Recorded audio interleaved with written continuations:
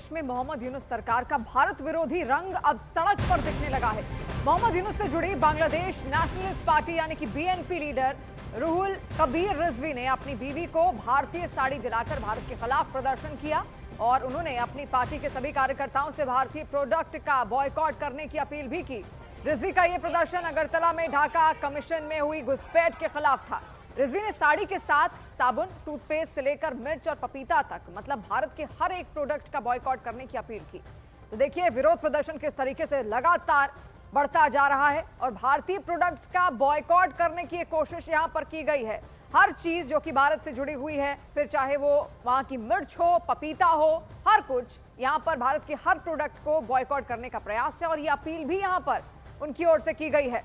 और हमने देखा बीते दिनों किस तरीके से बांग्लादेश में हिंसा हिंदुओं के खिलाफ लगातार बढ़ती हुई दिखी। इसको लेकर आवाज ना केवल भारत में बल्कि विदेशों में अलग अलग जगहों पर देखने को मिली है और भारत के अंदर से जो तस्वीरें सामने आ रही हैं वो लगातार बयां कर रही हैं कि आखिर भारत में हिंदुओं के अंदर कितना गुस्सा है बांग्लादेश के खिलाफ। और वहीं बांग्लादेश की मोहम्मद यूनुस सरकार ने बांग्लादेशी नोट से शेख मुजीबुर रहमान की तस्वीर हटाने की तैयारी कर ली है और अब नए नोट पर जुलाई 2024 से हिंसक प्रदर्शन की तस्वीर होगी जिसे अगले 6 महीने में जारी कर दिया जाएगा। शेख मुजीबुर रहमान बांग्लादेश के पहले राष्ट्रपति थे। उनकी तस्वीर बांग्लादेश की करेंसी पर छपी हुई है और उसे अब हटाने की तैयारी की जा रही है। ढाका ट्रिब्यून के मुताबिक बांग्लादेश सेंट्रल बैंक नए नोट छाप रहा है जिनमें जुलाई के हिंसक प्रदर्शन की तस्वीरें होंगी। अंतरिम सरकार के निर्देश पर 20, 100, 500 और 1000 टका के नए बैंक नोट अब छापे जा रहे हैं। तो नई तैयारियों में बांग्लादेश की सरकार यहां पर लगी हुई है और बंगबंधु कहा जाता है शेख मुजीबुर रहमान को। किस तरीके से 1971 में बहुत बड़ी भूमिका उनकी रही थी आजादी को लेकर, पाकिस्तान से किस तरीके से अपने मुल्क को उन्होंने आजाद करवाया था, उसके बाद से ही नोटों में उनकी हमेशा तस्वीर देखी गई है। और बांग्लादेश और भारत के बीच तनाव लगातार बढ़ रहा है। बांग्लादेश से भारत से अपने 2 राजनयिकों को वापस बुला लिया है। पश्चिम बंगाल और त्रिपुरा से अपने 2 राजनयिक को वापस बुला लिया गया है। तो बड़ी खबर बांग्लादेश हिंसा से जुड़ी हुई।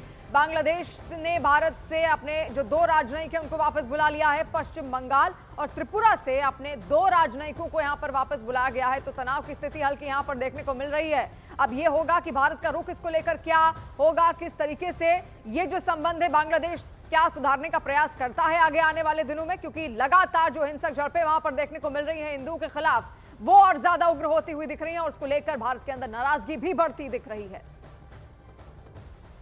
भारत और बांग्लादेश में तनाव के बीच बांग्लादेश के chief adviser Mohammad Yunus 27 European देशों के राजनयिकों से मिलेंगे। 27 यूरोपियन देशों राजनयिकों में 20 राजनयिक दिल्ली में मौजूद हैं जबकि 7 ढाका में हैं। मोहम्मद यूनुस 9 दिसंबर को यूरोपियन देशों के राजनयिकों से ढाका में मुलाकात करेंगे। बैठक का मकसद बांग्लादेश और यूरोपियन देशों के बीच सहयोग को बढ़ाना है।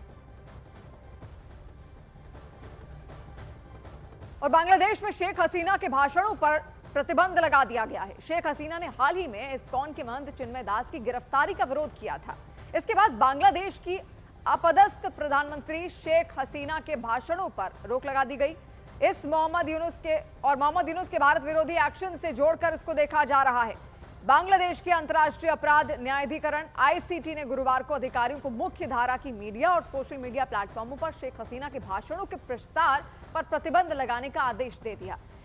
न्यायाधिकरण पूर्व प्रधानमंत्री के विरुद्ध दर्ज मानवता के खिलाफ अपराधों के मामलों की सुनवाई शुरू करेगा और यह आदेश हसीना के हालिया भाषण के बाद आया है जो 5 अगस्त को देश छोड़कर जाने के बाद उनका पहला सार्वजनिक संबोधन भी था।